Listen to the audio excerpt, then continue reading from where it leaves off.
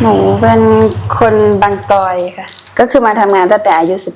17ตอนนี้ก็25อายุ25 ปีช่วงนั้นมันจะเป็นช่วงที่แบบว่าพ่อกับแม่หนูเขาจะขึ้นไปบางกรอยบนกันใช่ไหมแล้วทีนี้ก็โดนใช่ค่ะแล้วทีนี้เขาก็โดนไล่ลงมาหนูก็เลยตัดสินใจขึ้นมาทำงานกรุงเทพเพราะตอนนั้นแม่หนูติดหนี้เขาอยู่ประมาณ8,000-9,000 กว่าบาทติดหนี้ข้าวสารเขานั่นแหละติดหนี้ราคามันก็เลยไม่มีเงินจ่ายหนูคิดว่าออกมาทำงานเก็บเงินได้บ้างไหมไม่ได้เลย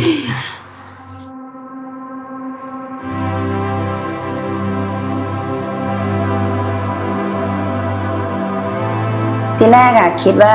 อยู่บ้านไม่มีงานทำอย่างเงี้ยออกมาทำงานข้างนอกอย่างเงี้ยจะดีกว่าอยู่บ้านจะได้มีเงินใช้แต่ผลที่ออกมามันหนักกว่าเดิมค่ากินค่าใช้อย่างงี้แพงมันก็อยู่ไม่ได้ก็เลยตัดสินใจกลับไปอยู่บ้านเลยแล้วก็มาเจอแผ่นดินไหวนั่นแหละแล้วมันทำให้หนูอยากกลับบ้านเร็วขึ้นมันก็สะดวกสบายมันก็จริงมันไม่ใช่ที่อยู่ของเราตั้งแต่เกิดแล้วก็รู้สึกมันก็อยู่ไม่ได้ก็แต่หนูจำความได้ตอนนั้นหนูเคยอยู่ป่ากับพ่อแม่หนูทำไร่อย่างเงี้ยไม่ต้องใช้ตังค์ก็คือทำไร่เราก็ใช้หากินในไร่เราก็มีปลูกทุกอย่างใช่ไหมคะแล้วก็หากินในไร่ที่เราปลูกอากาศดีไม่ร้อนเลยถ้าคนในเมืองอาจจะมองว่าลำบากแต่มันไม่ได้ลำบากสำหรับคนแถวบ้านหนูนะKayaknya aku pun sebenarnya gagal karena punya coba pakai kok. Nah, kalau ada bela motor pakai pada apa sih? กลับบ้านกลับไปอยู่บ้านก็อย่างอื่นหนูก็ไม่มีทำหนูก็กลับไปอยู่บ้านทอผ้ากับแม่ค่ะ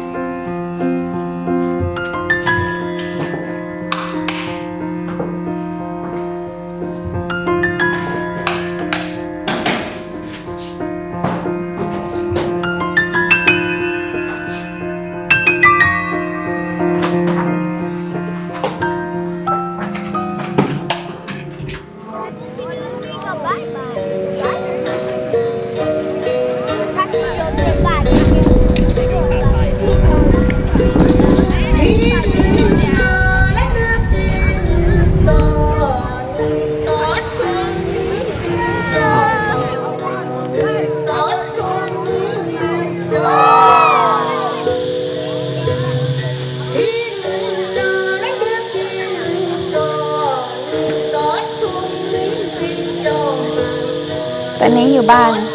กลอยค่ะผมเป็นบ้านกลอยค่ะ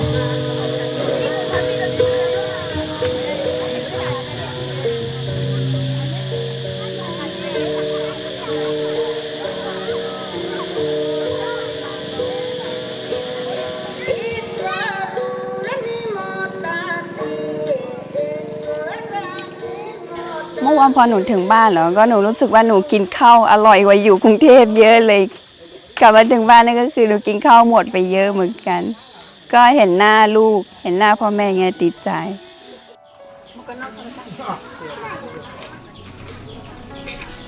หนูอยู่กรุงเทพตื่นมาก็กว่าจะกินข้าวก็เที่ยงบ่ายแล้วเพราะมันไม่อยากกินอะไรมันมีแต่เดิมๆมันไม่ใช่แบบนี้อะค่ะ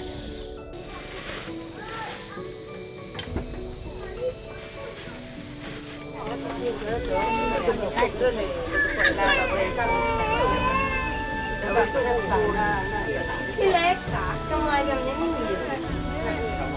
อย่างเช่นหนูอย่างเงี้ยถ้าไม่มีงานอย่างอื่นทำใช่ไหมอย่างเช่นเราอยากจะเข้าไปทำงานกับเขาในศาลาอย่างเงี้ยถ้าคนในศาลาเต็มแล้วใช่ไหมเราก็จะไม่มีโอกาสได้เข้าเราก็จะต้องหาอย่างอื่นทำแทนใช่ที่ดีมันก็ไม่พอให้เขาทำกินด้วยแล้วก็ถ้าบางคนเขาได้พื้นที่ไม่ดีอย่างเงี้ยก็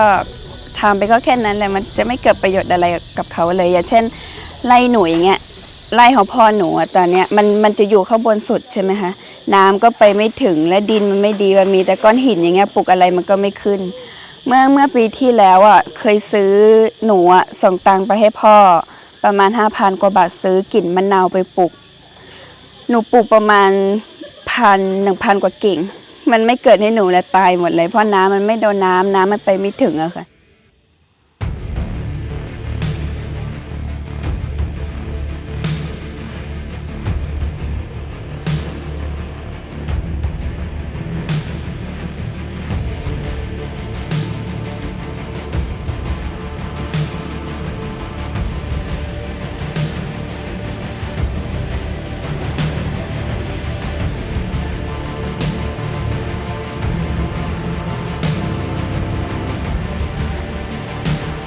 ส่วนกล้วยเนี่ยครับที่เราเห็นกันนะครับก็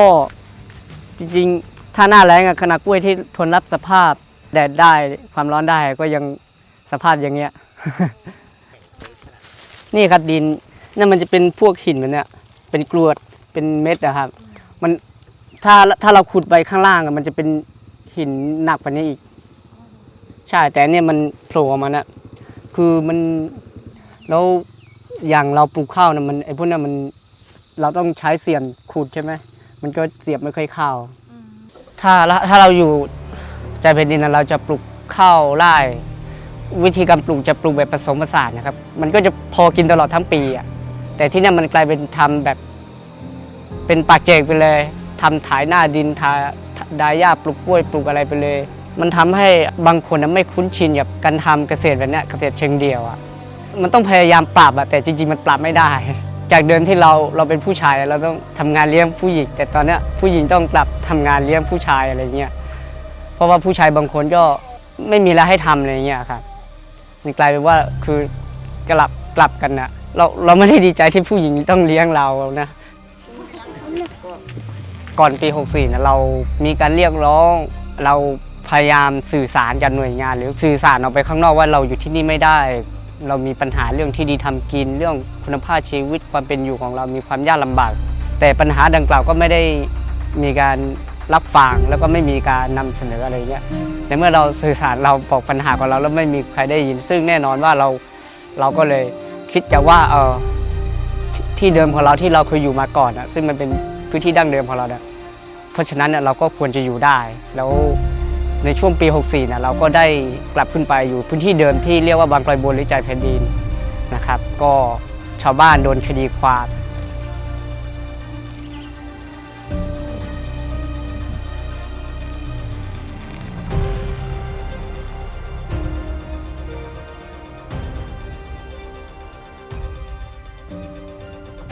ที่พ่อกับแม่หนูกลับขึ้นไปบางกอยบนกับพวกชาวบ้านอย่างเงี้ยและทีนี้พ่อกับแม่กับชาวบ้านอีกหลายๆคนใช่ไหมโดนจับแล้วเหมือนเขากระชากแม่หนูใช่ไหมเล็บแม่หนูหักอย่างเงี้ยเขาพูดกับชาวบ้านว่าแค่จับลงมาเฉยๆไม่ได้มีการทำร้ายร่างกายแต่ชาวบ้านกลุ่มนั้นเขาก็เล่าว่าทั้งมีกระชากผมแขนดึงไปข้างหลัง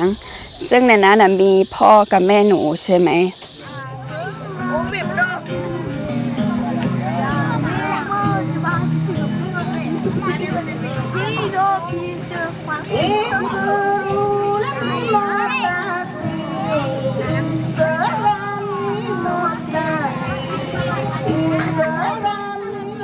ทางรัฐบาล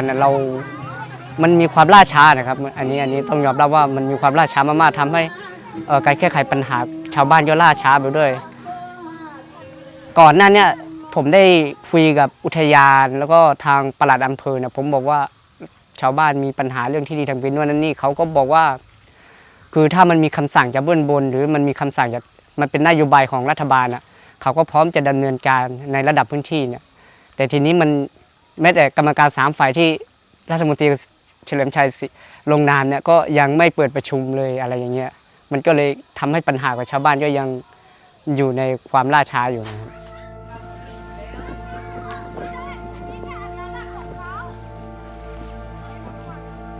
สุขภาพเราเนี่ยอยู่ในหมู่บ้านน่ะ ถ้ามองในเมืองอ่ะคือเขาอยู่ถึงแม้เขาจะอยู่ไกลแต่ทางเขาดีเขาก็ไปหาหมอได้รวดเร็วแต่เราถ้าคือเราป่วยทีอ่ะมันไปลำบากแล้วบางทีถ้าไปแล้วเนี่ยค่าใช้จ่ายในตรงนั้นอีกมันก็เยอะแล้วไปถึงโรงพยาบาลอ่ะบางทีถ้าเราไปหาหมอเรารู้สึกว่าเราไม่ไหวแล้วจะไปหาหมอบอกว่าคุณไม่เป็นไรก็สามารถกลับได้อย่างเงี้ยบางคนถ้าไม่ตายจริงๆเขาไม่อยากไปเลยถามว่าโดนเหยียดย่านศาสตร์สีไหมมันคือด้วยความที่ว่าบางทีอ่ะคือพยาบาลเขาพูดใส่กับเราไม่พอด้วยแล้วก็แบบพูดจารุนแรงอะไรประมาณนี้เหมือนไม่เต็มใจดูแลอย่างเงี้ยเราไปแล้วเราถูกปฏิบัติแย่ๆมันทำให้รู้สึกว่าเราไม่อยากไปแล้วมันไม่ใช่เราไปแล้วคือเราไปแล้วเหมือนเราไปเป็นแบบมาทำไมอะไรประมาณนี้เขาไม่อยากต้อนรับเราอ่ะเราก็ไม่ได้อยากจะไปแล้วอ่ะ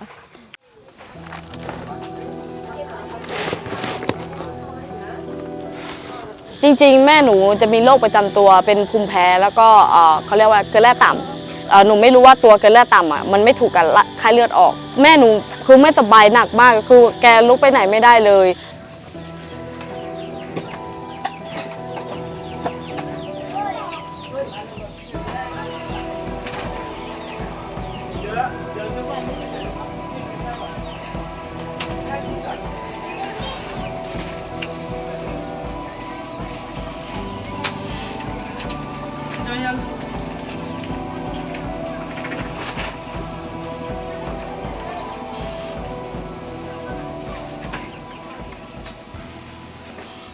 ช่วงเย็นอ่ะหนูก็เตรียมตัวที่จะลงไปหาแม่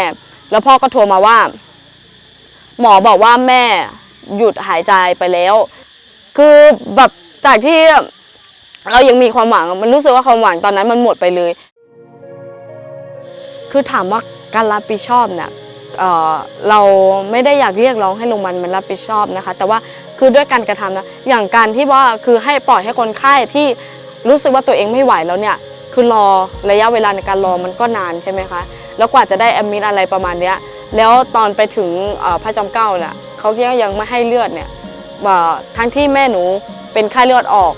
แล้วมีโรคประจำคือเกลือแร่ต่ำช่วงนั้นพอแม่เสียชีวิตอ่ะเขาบอกแม่โรคเยอะเกินช่วยไว้ไม่ได้เพราะแม่โรคเยอะ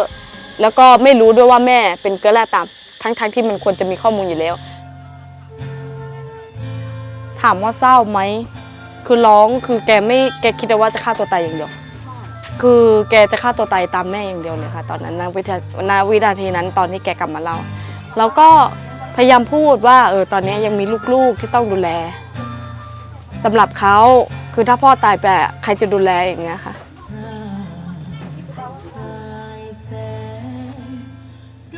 ไม่เคยถามค่ะแต่เรามองได้ว่าคือที่ถามว่าอยู่เฉยๆมันสบายไหมมันไม่ได้สบายคือเขาชินกับการทำไร่หมุนเวียนแล้วเขามาอยู่อย่างเงี้ยคือต้องแบบไม่มีตังค์ซื้อข้าวถ้าถ้าไม่มีตังค์ก็อยู่ไม่ได้อย่างเงี้ยไม่เหมือนสมัยก่อนที่แกอยู่ข้างบนแล้วถ้าไม่ได้พึ่งพาตังค์ถ้าไม่มีตังค์แกก็สามารถใช้ชีวิตได้อะแกก็เลยลุกขึ้นมาสู้แกอยากอยู่ในที่เคยเป็นที่ดินของพ่อแม่แบบว่าเคยมีแบบหลุมฝังศพพ่อแม่ยังอยู่ตอนนั้นภาพนี้ล่ะคะก็เป็นช่วงภาพนี้ค่ะเป็นภาพที่เราลงพื้นที่เชียงรายไปบ้านเห็นลาดนายไปดูพื้นที่แล้วตอนนั้นพี่น้ำพูดเลยว่าเห็นครั้งแรกที่แม่ยิ้มแบบรู้สึกแม่มีความสุขจากใจจริงเพราะได้กลับไปเห็นไร่หมุนเวียนแล้วแกก็ไปถึงก็เอามือกวยเม็ดข้าวขึ้นมาแล้วแกก็ยิ้มแล้วแกก็บอกว่าเนี่ยสมัยก่อนเรามีเม็ดข้าวแบบนี้นะแต่ตอนนี้มันไม่มีแล้วคือแกยิ้มได้ในรอบหลายปีเลยค่ะรู้สึกว่าที่แกต่อสู้มามันยังไม่สำเร็จแกก็ไปเห็นไร่หมุนเวียนแกก็รู้สึกว่าคือวิธีของแกที่แกได้สัมพันธ์แกก็มีความสุขผูกรักเราไว้ให้คนมันผมหาให้กันในคืนนั้นก็นับได้ว่าเขาเป็นฉันเรียกว่าบุคคลคนนึงจะเรียกไอดอลนะครับก็เขาเป็นคนสำคัญที่เรารู้ได้ว่าเขาเป็นคนหนึ่งที่ยอมสละแม้กระทั่งชีวิตของเขาแล้วคือเขาเป็นแบบคนหนึ่งที่ทำให้เราหันกลับมาสนใจเรื่องวิถีวัฒนธรรมอัตลักษณ์ของเราซึ่งแน่นอนว่าถ้าไม่มีเขาเราก็ทุกวันนี้ผมก็น่าจะ ยังไม่ได้เปิดโลกฝากวันนี้ เป็นลุงของแม่หนูค่ะเป็นญาติกัน ก็คือหนูเคยเห็นเขามาตั้งแต่เด็ก หนูจำได้ว่าหนูไปโรงเรียนกลับมาอย่างเงี้ยความที่ลุงชอบกินเหล้าใช่ไหมให้หนูไปซื้อเหล้าจะเหลือตาทอนกลับมา50 บาทอย่างเงี้ยเขาก็ให้หนูหมดเลยถ้าที่หนูเคยเห็นเขาก็เป็นคนที่เฮฮาดีเข้ากับทุกคนได้ดีค่ะไม่ได้มีนิสัยแย่ๆพูดจาให้คนอื่นดูไม่ดีไม่มีนะคะ เป็นคนจิตใจดีคนหนึ่งเลยค่ะ มันคือสิ่งที่แม่สู้มาโดยตลอดแล้วแม่ยังไม่สมหวังเราก็ต้องสู้เพื่อให้แม่ที่มองอยู่บนสวรรค์จะได้เห็นว่าตอนนี้เราก็ทำเต็มที่แล้วสักวันหนึ่งเราอาจจะได้กลับใจแผ่นดิน